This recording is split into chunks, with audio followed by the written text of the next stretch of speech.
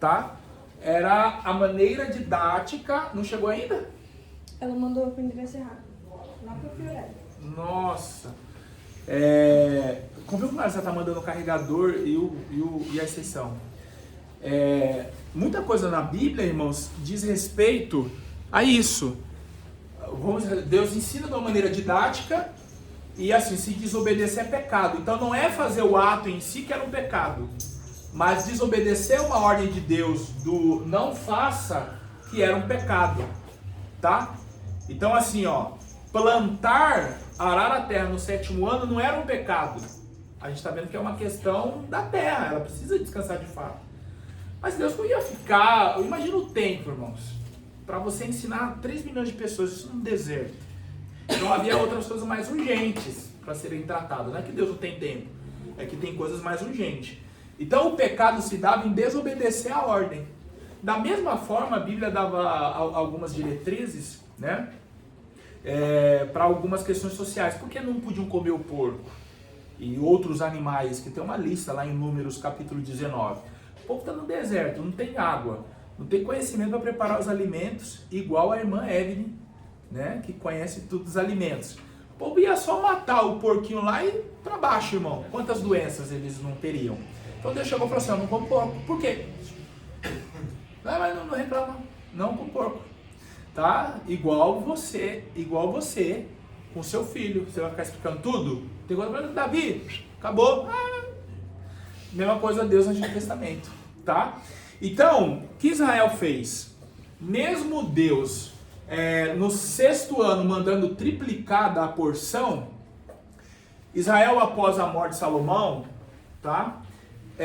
Quebrou esse princípio, parou de guardar o ano sabático. Então, se você pega da morte de Salomão, ali o princípio da divisão do reino, até o cativeiro babilônico, você tem um espaço aí aproximado de 490 a 500 anos. Se você dividir esses 490, 500 anos, se você dividir por 7 anos, que é o período que a terra deveria descansar, você tem então 70 anos sabáticos que a terra não descansou. E aí é o que? O povo não quis obedecer a Deus a prestação, teve que pagar em uma parcela só. Qual? 70 anos de cativeiro. Então, os 70 anos na Babilônia, quando eu disse que não foi para punir o povo, eu quis dizer o que com isso? Que serviu para a terra descansar. E olha que coisa, como isso é verdadeiro. Mais de 70 anos depois, nós temos o livro de Neemias, o qual ele está no palácio, servindo como copeiro. Aí tá vendo outro que não voltou, ficou, tá? Pra gente entender que foi um lugar, em termos de oportunidades, muito bom. Aí tá lá ele, servindo como copeiro. Aí chega um dos seus irmãos. Aí qual é a pergunta que ele faz? Como é que tá o pessoal lá em Jerusalém? Aí a resposta, alguém lembra? Pô, o pessoal tá em grande miséria. As portas estão queimadas a fogo. A cidade está destruída. Então assim, 70 anos passou e os que ficaram não conseguiram reconstruir a cidade. Então eles também não tiveram condições de produzir, de trabalhar com a terra para que ela produzisse tal qual era trabalhado e produzia antes, entenderam? Então durante 70 anos a terra de fato descansou. Como assim os que ficaram? Porque quando Nabucodonosor invadiu, ele não levou todos. Quem ele levou? Ele levou quem poderia contribuir com Babilônia e caso ficasse, causasse uma revolta. Então ele levou a família real, ele levou os nobres, os sacerdotes, ele levou os trabalhadores, gente que tinha condições de reconstruir o lugar. Então ele destruiu, levou esse pessoal e ficou quem? Os pobres. Os pobres não oferecem resistência e também não conseguem reconstruir o lugar. 70 anos a terra descansando. Bom, voltamos a Daniel. Tá lá o Daniel orando. Senhor, já deu o horário. 70 anos. E aí? Aí Deus mandou Gabriel para falar com ele acerca dos 70 anos. Ó, o pessoal vai voltar. A palavra está de pé. Vocês pagaram já isso aqui. Só que nós temos, olha só, pensando ainda da morte de Salomão até o cativeiro, nós temos então 490 anos em que o povo não cometeu somente esse pecado de não guardar o ano sabático. Para quem já leu o livro dos profetas, maiores, menores, e a gente sabe que todos esses profetas, o contexto é o livro de Reis e Crônicas. Então, quando vocês forem estudar o livro dos profetas, busca lá o rei. Normalmente eles datam, né? Então, no ano do rei tal, busca o rei lá no livro de Crônicas e Reis, que você vai ter o contexto, né? Muito maior, você vai entender melhor a profecia. Mas você lê o livro dos profetas, que você vai ver o que eles denunciaram. Eles denunciavam o quê? O pessoal pervertiu o direito do órfão e da viúva. Quais eram os direitos do órfão e da viúva? No momento em que havia a colheita, os donos das propriedades, eles eram impedidos de dar ordens aos servos de colherem tudo. Então, como que funcionava? Eles colhiam do pé os frutos, tá? Digamos, estamos aqui chacoalhando uma árvore para cair os frutos. Caiu uma quantidade, sobrou uma quantidade lá, deixa, não sobe no pé para tirar. Deixa o que ficou. Você veio catando, né, os frutos. Imagina aí árvores menores ou aquilo que cresce em cercas e tal. Você veio catando os frutos. Olhou para trás, vixe, caiu alguns. Não volta para pegar, deixa lá. Por quê? Era do órfão, da viúva, eram eles quem viriam pegando. Entendeu? Então foi uma maneira de Deus de dar uma equilibrada nas coisas. Esses órfãos, viúvas que eram totalmente desamparados, não perecerem. Aí a gente entende que contexto agora do livro de Ruth que será abordado, já começou, né, nesse trimestre. É Ruth e Esther, não é? Isso. Então a gente já entende o porquê quando Noemi volta para Belém e traz Ruth, ela diz, opa, tem uma propriedade aí.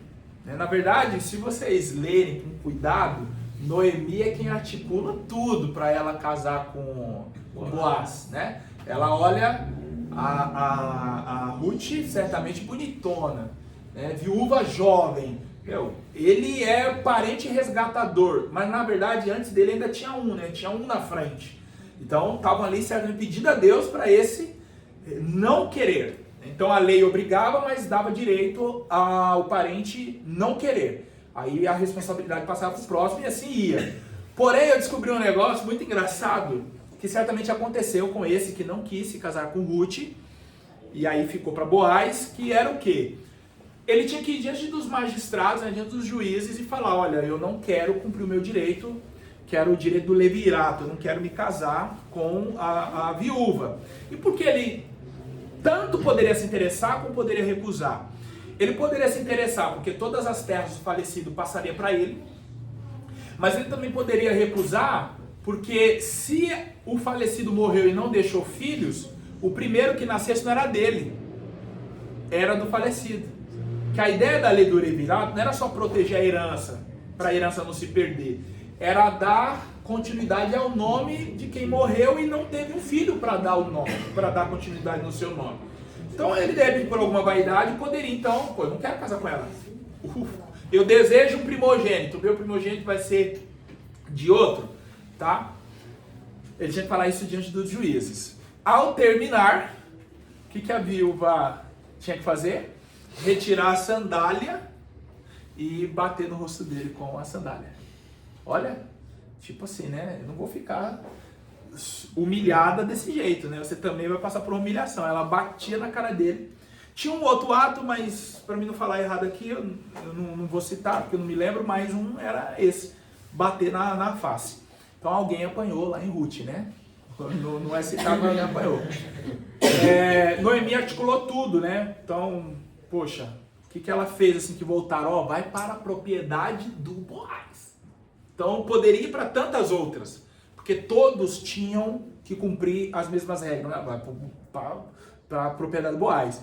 E ela acertou tanto, né, que a primeira vez que o Boaz bateu os olhos nela, já deu ordem para os servos, né? Pode deixar cair mais. Pode deixar cair mais para ela voltar com a sacola cheia para casa. Então era um princípio, órfãos e viúvas. O que eles fizeram durante a história? impediam eles de usarem desse direito. E outras coisas, maltratavam o estrangeiro, enfim, não guardava o sábado. Israel pintou o 7, né? Então, Deus, usando o anjo, falando com Gabriel, disse assim, ó, tá pago, você já cumpriu na Babilônia, é hora de voltar. No entanto, 490 anos que o pessoal viveu como queria. E como é que fica isso aí? Não, vocês vão ter que pagar também. Então, quando vocês voltarem para lá, vai começar então o pagamento de 490 anos. Imagina, irmão, você volta numa colônia de férias, né? Porque era para ver Babilônia desse jeito. Por que eu estou usando esse termo colônia de férias? Para vocês entenderem mesmo que a intenção de Deus em levar os judeus para a Babilônia não foi punir, embora eles tenham se sentido dessa forma. Veja que Jeremias, a partir do capítulo 30, Deus usa ele num esforço tremendo de fazer o povo compreender que Babilônia não era o fim. Era para eles seguirem a vida. Se vocês lerem a partir do capítulo 30, Jeremias manda tem até um título de um capítulo que fala assim, Carta aos cativos. Nessa carta aos cativos, Jeremias fala assim, pessoal, casa, constitui família, tenham filhos, construam casas. Deus vai tirar vocês daí. Vai chegar o tempo, é 70 anos, acabou, não tem como ser menos. Mas casa, Deus vai abençoar vocês, Deus vai honrar. Por que essa carta de ânimo? Porque o povo está desanimado. O que eles falaram lá em Ezequiel 37? Nossos ossos envelheceram. Então, para eles, a esperança tinha acabado. Então, Deus usa Jeremias lá para quem ficou, porque Jeremias, ele faz parte do grupo que ficou. E por que Nabucodonosor não quis levar ele? Olha que coisa. Porque Nabucodonosor descobriu que ele foi o profeta que falou da invasão. Então, assim, se ele profetizou a minha vitória, eu não posso levar esse cara cativo. Entendeu? Então, Jeremias, mas aí, lógico, é tudo uma ação de Deus. Jeremias fica profetizando aos cativos e Deus levanta Ezequiel lá na Babilônia. Aí Ezequiel tem essa visão do capítulo 37. Qual é a visão? O pessoal se sentindo morto, acabou a esperança. E aí o que Deus mostra? Os ossos voltando aos ossos, nervos, peles, um exército levantando, agora falta o espírito. Então ali, no capítulo 37, Deus mostra para Ezequiel, e isso ele fala para os cativos, a restauração política e a restauração espiritual. Tanto é que, escatologicamente falando, se entende Ezequiel 37 como o seu cumprimento a partir de 1948, quando os judeus regressaram, né, em um maior grupo para a Babilônia, ou para Jerusalém, 1948, e aí se tornou Estado, né, virou país. E aí, como que se interpreta então o vale como sendo a Europa, os judeus espalhados por toda a Europa, entendeu? Os ossos, aí o barulho, o ruído, o rebuliço, os primeiros desejos e aí ações que convergiram para o retorno. Aí você tem o final do século XIX, início do século XX. O desejo deles, né, as campanhas políticas, os movimentos que criaram tal.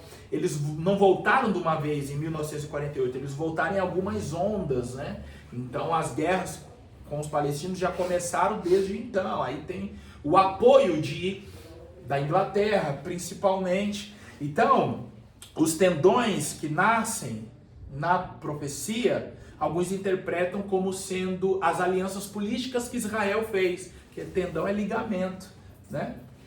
Então, as alianças políticas para que esse corpo se formasse.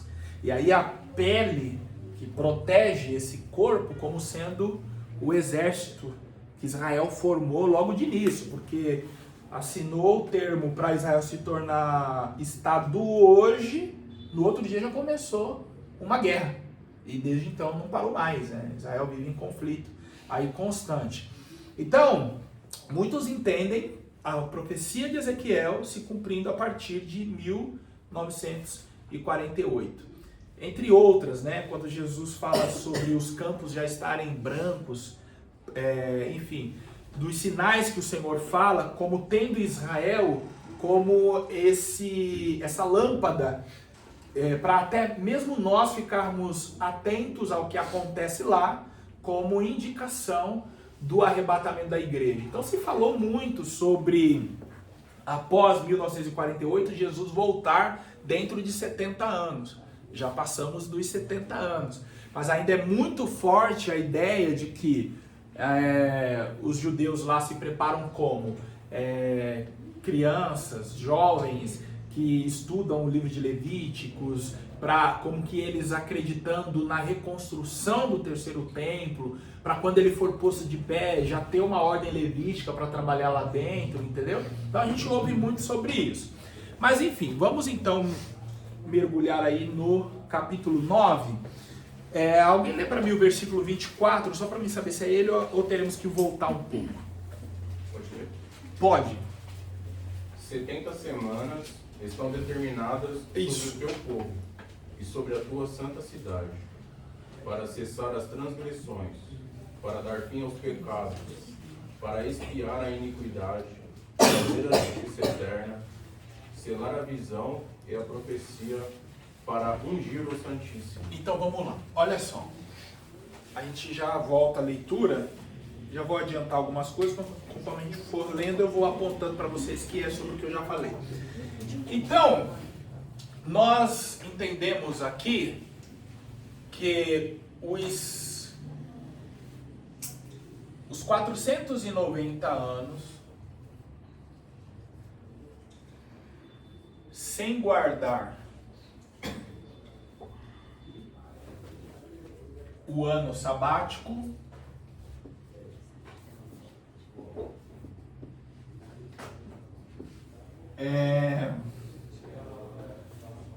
os levou aos 70 anos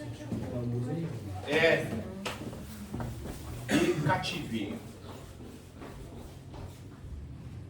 Então, 490 anos sem guardar o ano sabático levou aos 70 anos do cativeiro.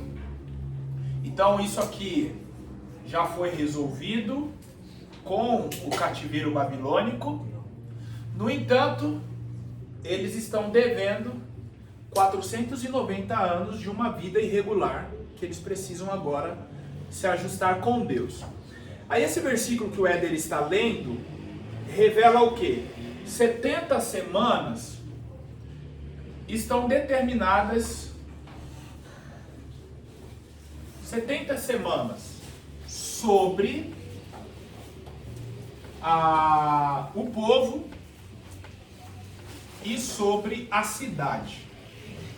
Então, Deus determinou para esse povo e para a cidade. Então, assim, existe um ponto de conexão, o povo e a cidade. Pronto.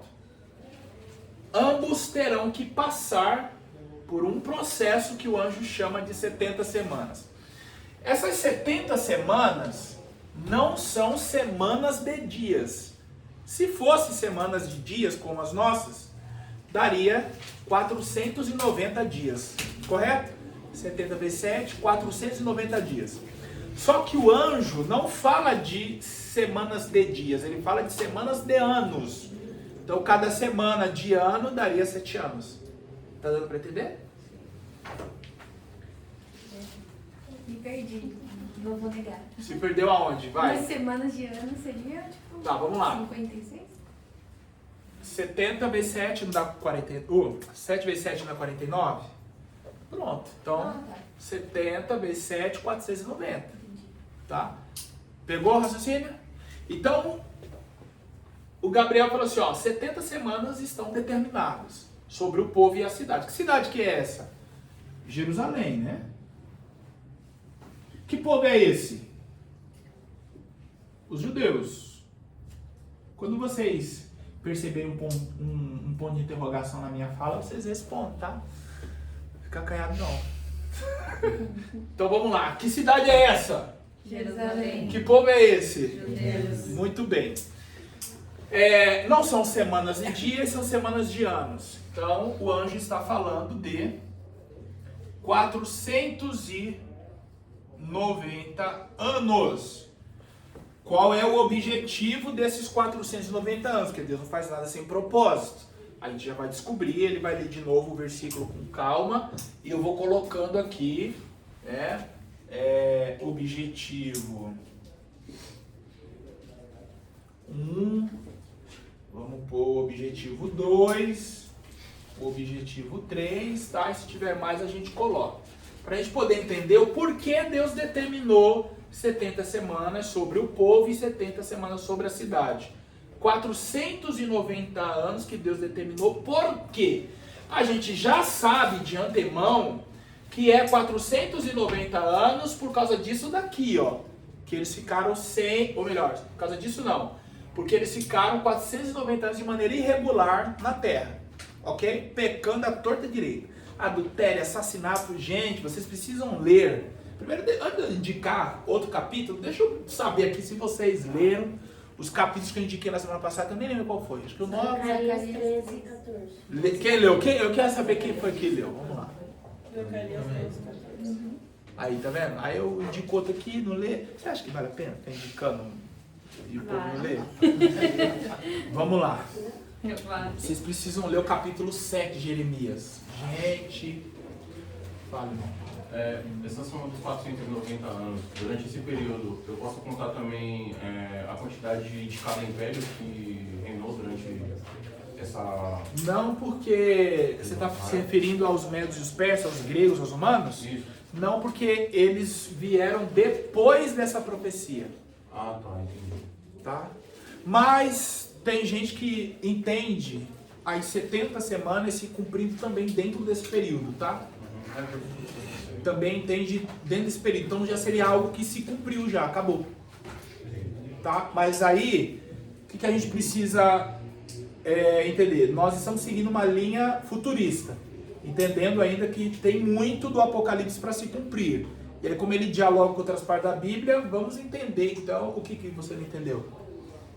Dos 490 anos. Não, tudo bem. Aí assim, ó, como a gente está adotando uma linha de interpretação do Apocalipse futurista, ou seja, que se cumpriu só até o capítulo 3, do 4 ao 21 ainda não cumpriu do Apocalipse, está para se cumprir, e depois do arrebatamento da igreja, a grande tribulação, então a gente precisa achar na Bíblia textos correspondentes, e aí eu estou falando achar não porque eu estou procurando agora, tá? A gente precisa encontrar na Bíblia textos que nos dê base para essa linha de raciocínio futurista. Então, se nós não fôssemos futurista, se nós fôssemos, por exemplo, preterista, poderíamos entender que os 490 anos já se cumpriram quando esses reinos mundiais sufocaram Israel de alguma forma. Ah, tá, entendi. Entendeu? Agora sim, entendi. Então, como a gente não adota essa linha de raciocínio, a gente compreende que esses 490 anos, em parte eles já se cumpriram, vocês vão ver. E aí não é nenhuma questão assim, eu escolhi essa linha de raciocínio, por isso eu entendo isso das 70 semanas. Não, a gente vai ver que o próprio texto mostra que parte das 490 dos 490 anos já se cumpriram.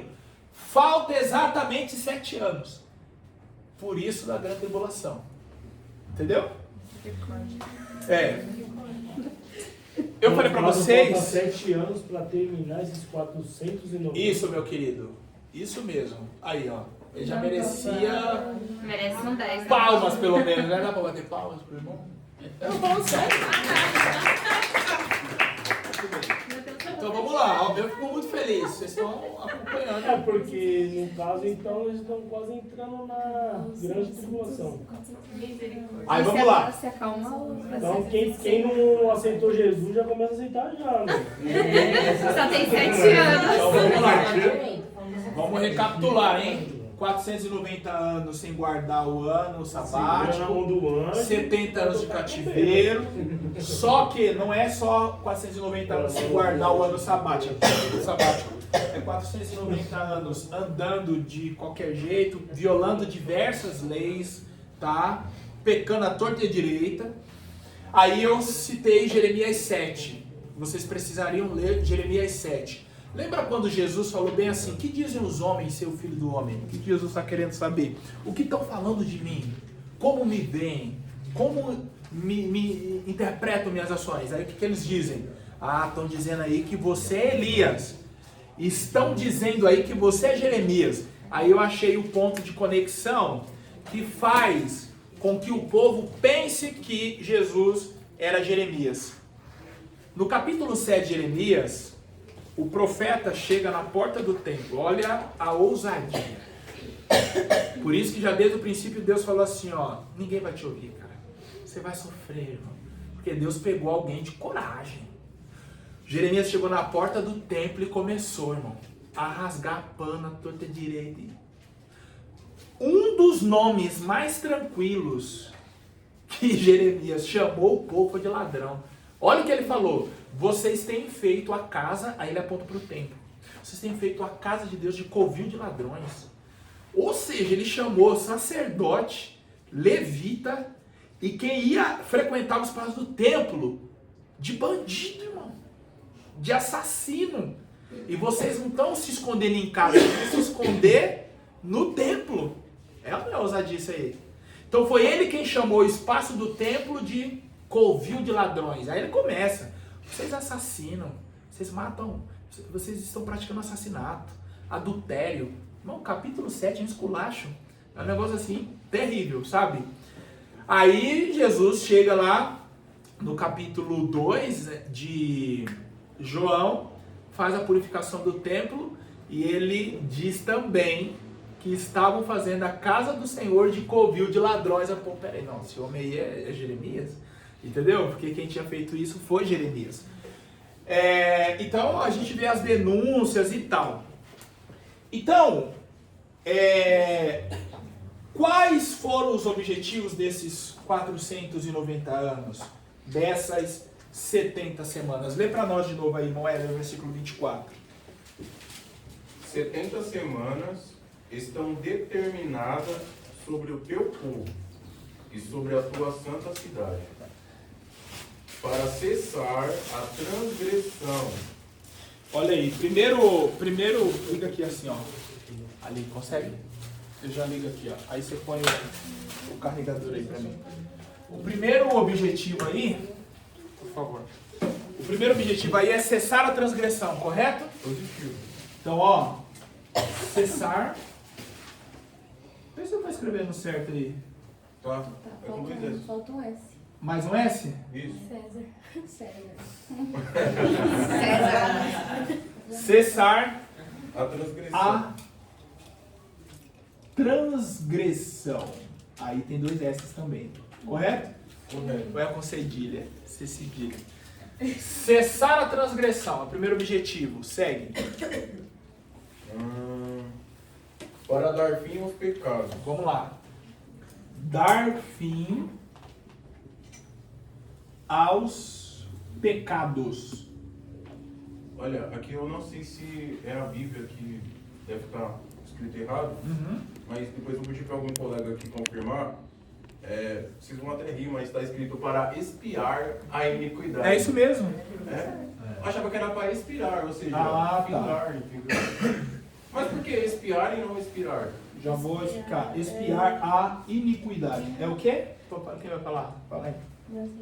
Não. Fala, Brenda. Manda aí. Ficou com vergonha. Por favor, Brenda. Você já viu aquela expressão? Se levante e vem aqui. Você já viu aquela expressão espiar os pecados? Nunca ouviu, não? Não. Ih, aí não tem como eu explicar, não. Então, não, brincadeira. É que tem uma... Como se fosse sinônimo, sabe? Deus, né? Entendeu? Espiar os pecados é como se tivesse... É um Acabar, sinônimo para deixar é, de... É um sinônimo de cessar, vamos colocar assim. Eu não sei se É para reconectar de o homem cessar. com Deus ou reconciliar. Mas é tipo... Deixar sair, sabe? Conciliar, pacificar. Isso, sabe? Espiou os pecados, Olha deixou aí, hein? sair, tirou fora. Jesus Expliquei veio para péssimo, me a perdoa. expiação dos Não, mas eu pecados. consegui entender. Entendeu? Beleza. A gente vai pegar tudo isso que vocês já sabem É porque tem que e explicar a partir, identidade pra e entender partir que é do espiar que a vocês já identidade. sabem. Vai Tá legal. Tipo, como se fosse expulsar Pra chegar lá. os pecados, mais ou menos Olha aí, hein? Pô. Pega tudo isso que vocês sabem e a gente melhor. vai chegar lá. Expulsar Ó, os pecados. tem mais algum objetivo? Depois de espiar a iniquidade? Sim. Trazer justiça eterna. Foi. 4. Trazer justiça eterna. Muito bem. Tem mais? Ah, Cumprir a visão e a profecia. cumprir a visão. Tem mais? Só. Não, tem mais. E a profecia para ungir o Altíssimo. Ungir o lugar santíssimo. Ungir o lugar santíssimo.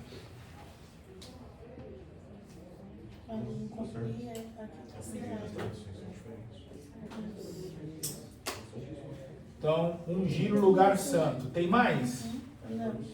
Acabou? Então nós temos aí os 7 objetivos das 70 semanas. 6. Então vou falar de novo. Nós temos aí os 6 objetivos das 70 semanas. Cessar a transgressão, dar fim aos pecados, expiar a iniquidade, trazer a justiça eterna, cumprir a visão, ungir o lugar santo. De que povo o anjo está falando? Judeus. Os judeus. Certo? São eles que estão em dívida. Existe algum outro povo que vocês conseguem enxergar envolvidos com isso? Nós, o Brasil. Nós, o Brasil? Nós devendo pra caramba. Ah, tá. Dívida, né? Aí envolve muita gente mesmo. Mas, ok. Tá dando para visualizar o que é as 70 semanas já, né? Então, assim, isso aqui serve para isso, tá? Então, todo esse período para chegar nesses objetivos. Cessar a transgressão. O que é transgressão? Pecado, a gente sabe que é errar o alvo. Vem de uma palavra grega, hamartia. E aí,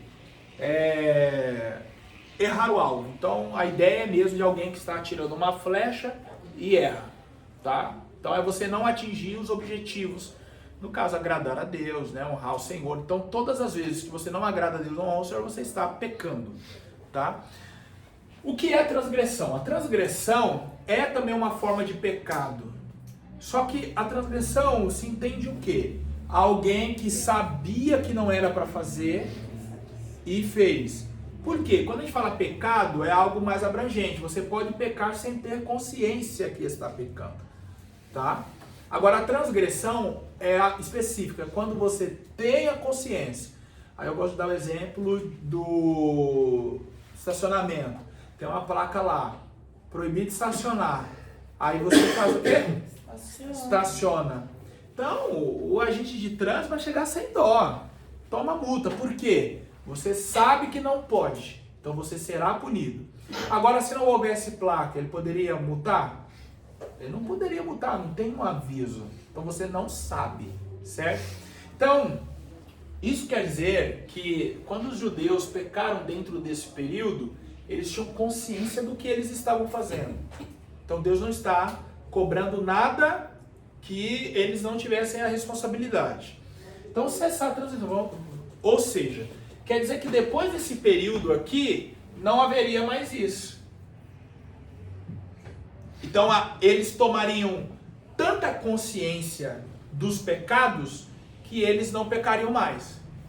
Por isso já liga aqui, ó, dar fim aos pecados.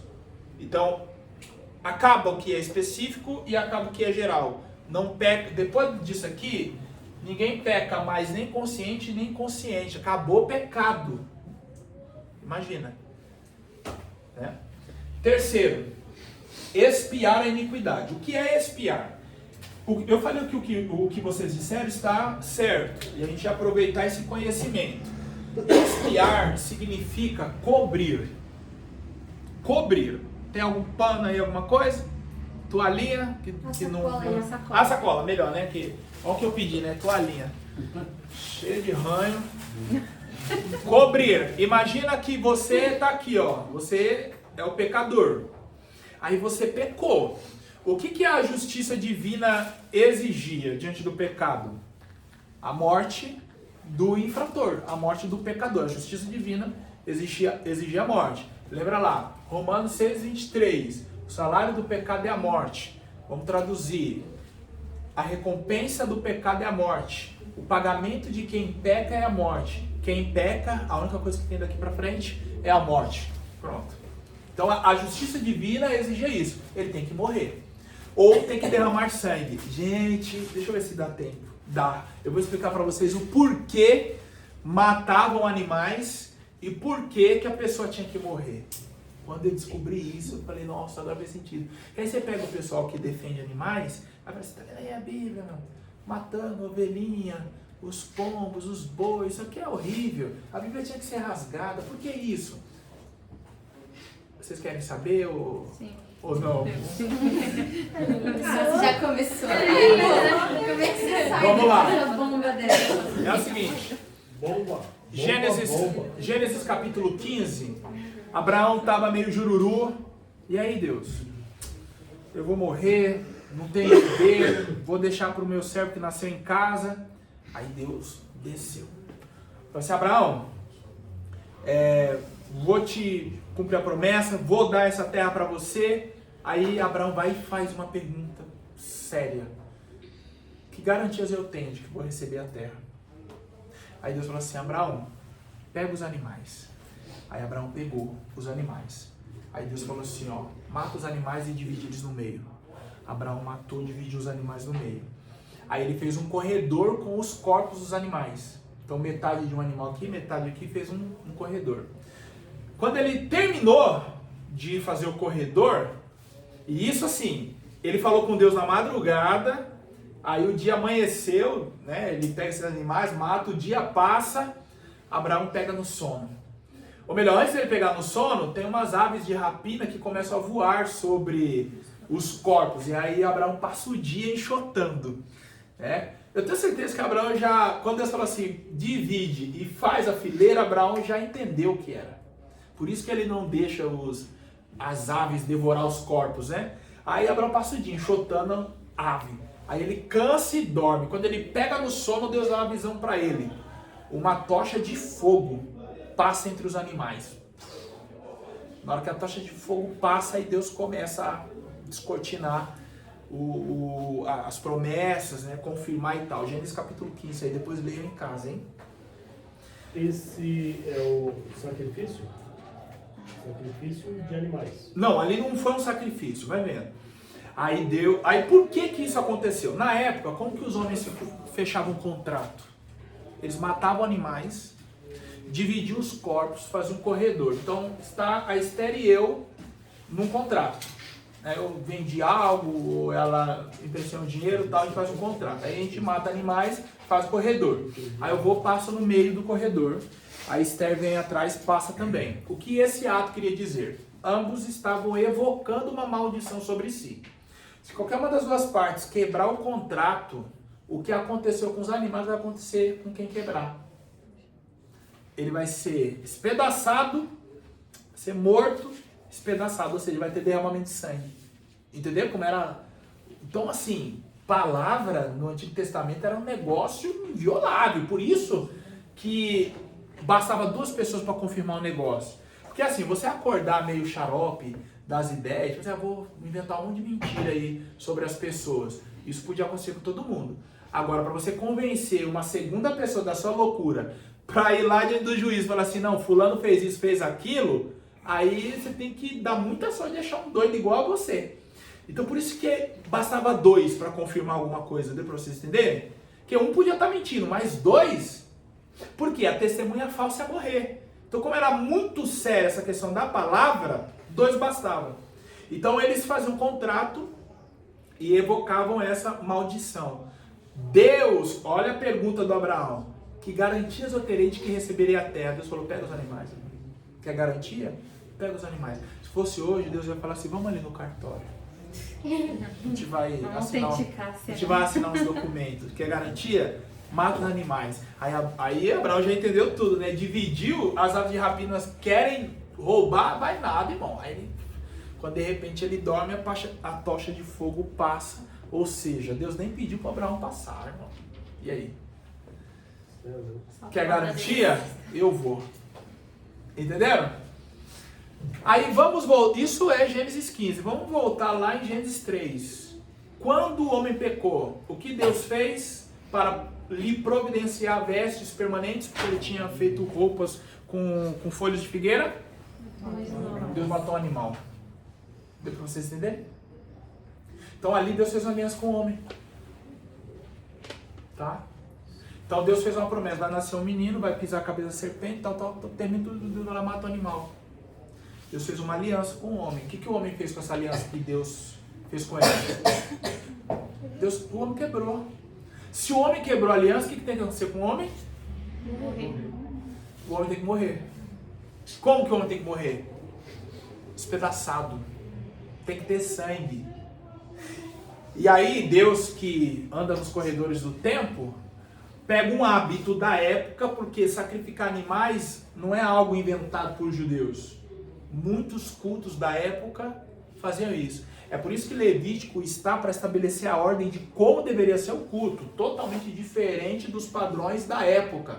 Eles obedecem uma série de regras. Para quê? Para esse culto ser diferente. Mas o que eles estão fazendo não é novo. Já se matava animais, tanto para contratos como em cultos. Deu para vocês entenderem?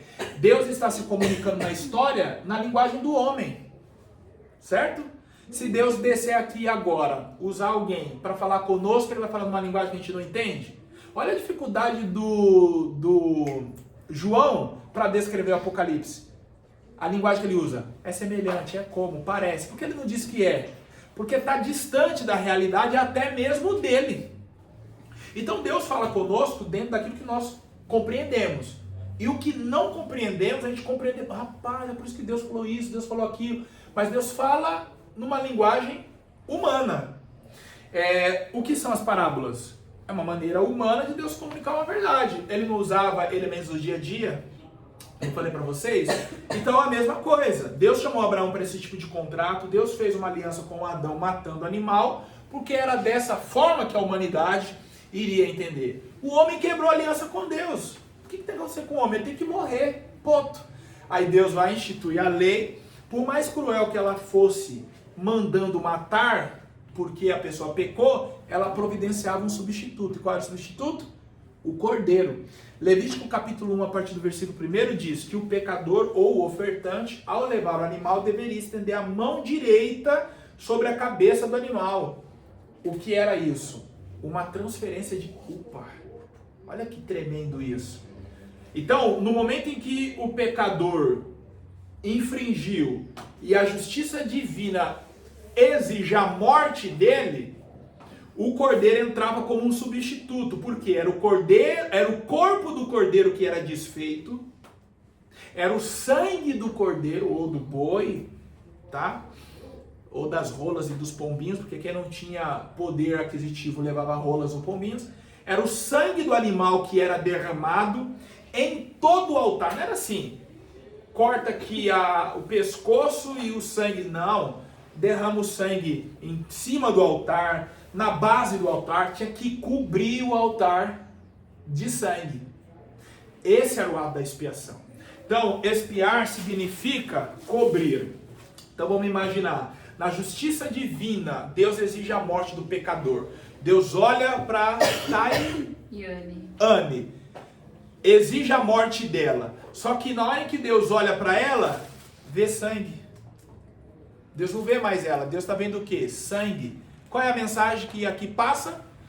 Já teve morte. Já cumpriu a exigência divina. Então não precisa ela morrer. Porque já teve morte, já teve derramamento de sangue. Deu para vocês entenderem? Só que a Tayane sairia de lá purificada do pecado. O desejo ainda está nela. O sacrifício ele é imperfeito. O escritor aos Hebreus nos diz que ele não tinha condições de tirar a consciência de pecado. Então ele cobre o pecador naquele momento, tá? Apagou o que o pecador fez, ele não vai morrer, mas sai de lá com a consciência de pecado ainda, ou seja, um desejo para continuar pecando. Há muitos anos atrás, um pregador disse assim que muita gente, antes de pecar, já preparava o cordeiro para ir pecar depois. Então, como que algo que virou rotina. Então, o ato de levar o cordeiro não quer dizer que a pessoa estava se arrependendo. a consciência de pecado persistia. Aí o escritor aos Hebreus nos explica que o sacrifício de Cristo ele foi perfeito. Por quê? Ele não só cobriu o pecador, escondeu da ira divina, que aí seria esse o cobrir. Ele não escondeu da ira divina, mas ele tirou a consciência de pecado. Então quando você se dá conta que é um pecador e aceita Cristo, o sangue dele te cobre. E você não tem o desejo para pecar. Deu para vocês entenderem? O desejo ele é retirado. Aí quando você sente o desejo de novo, agora você tem condições de batalhar contra ele. Desde que você se incline para as coisas do Espírito. Porque se você se inclinar para as coisas da carne, Romanos capítulo 8, o que vai acontecer com você? Você só vai fazer as coisas da carne. Agora, se você se inclinar para as coisas do Espírito, e aí como nós temos essa natureza pecaminosa que vai nos fazer se inclinar para as coisas do pecado, João escreveu a primeira epístola no capítulo 2, versículo 1. Filhos, não pequeis, não peca, não peca, não peca. Mas se pecar, fica tranquilo. Não está tudo perdido. Só porque Cristo morreu na cruz, o sangue te cobriu, e ainda mesmo assim você pecou.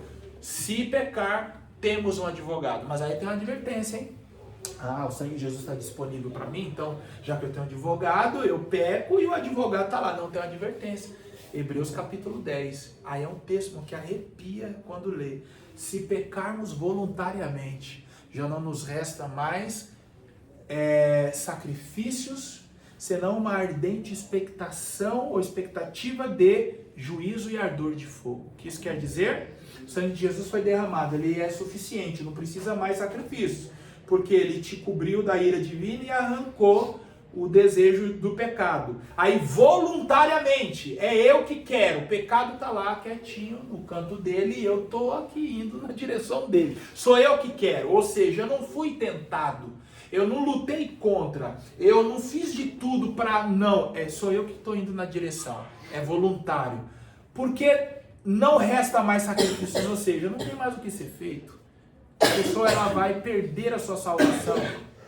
Por quê? O próprio ato dela está revelando uma coisa, eu quero pecar, eu não vou me arrepender, eu não vou voltar para o Senhor. Então não é que o sangue se torna ineficiente, é que essa pessoa está declarando com seus atos em permanecer nesse pecado voluntário que ela não quer mais a Deus. É por isso que não tem mais jeito, vamos assim dizer. No entanto, a gente ainda encontra, vou dar o caso do Davi, Deus insistindo no Davi. E aí eu acredito que a razão não é nem o Davi, é algo muito maior do que o Davi. Porque o descendente, o Messias, ele tinha que descender de um rei. Davi está na rota.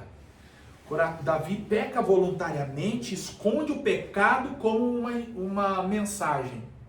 Isso aqui está guardado, eu não revelo para ninguém. Acabou. E quem ia contrariar? Porque assim que Urias morreu, ele casou com a viúva. Pá! Então, ou o filho só pode ser do rei. Porque assim que Urias morreu, a notícia tinha acabado de chegar, de que ela tinha engravidado, né? Ele foi e casou com ela, tá tudo escondidinho. O plano perfeito. Só que o que acontece, Deus manda o profeta lá para insistir no Davi ainda. Então, o Davi se mostra não uma pessoa que não quer se arrepender, mas alguém que não quer expor o pecado. É diferente, porque tem gente que peca, ele tá arrependido, meu Deus, tal. Mas aí ele não quer expor isso. Aí vai lá o profeta e revela, né? E aí quando o profeta revela, ele tinha ainda a opção de mandar matar ou prender o profeta. O que ele faz? Ele se humilha. Aí, irmão, Deus teve misericórdia mais uma vez. Mas aí a gente vê muita gente aí que peca voluntariamente e acaba se desviando, fica no mundo e dali vai embora, morre. E por que essa pessoa não volta? Porque ela mesma decidiu estar naquela posição. E aí, para a gente terminar, vejam então que como esse sacrifício ele era ineficiente, Cristo então assume o lugar do homem. Porque imagina, se toda a humanidade pecou, Paulo nos diz aos Romanos, toda a humanidade deveria ser espedaçada, morta e o sangue ser derramado de toda a humanidade. Para resolver o problema do homem, Jesus assume o lugar. É por isso que ele tem que morrer na cruz. Porque na época era o único meio de execução que espedaçava e derramava sangue. Qual é a ideia de Satanás desde o princípio? Ele quer matar Jesus, mas ele quer matar como? A pedradas. Sabe por quê? A pedradas o sangue não sai, o sangue fica no corpo e coagula. O sangue não sai. O animal morto tinha que ser posto de ponta cabeça para o sangue sair por completo, para não ficar na carne, porque sangue é vida e judeu era proibido comer carne. Então, Cristo tem que morrer pendurado, ele não pode ser apedrejado, ele tem que morrer pendurado para o sangue sair por completo. Aleluia. Olha. Fala, irmão. Então, o capítulo 8. Ó, que fique claro que é o senhor que está atrasando o café. Não. O Fala, capítulo 1 irmão. de Levítico já estava avisando o sacrifício de Jesus, né? Exato. Tudo que aconteceu era para apontar para o sacrifício de Cristo. Dúvidas depois do café?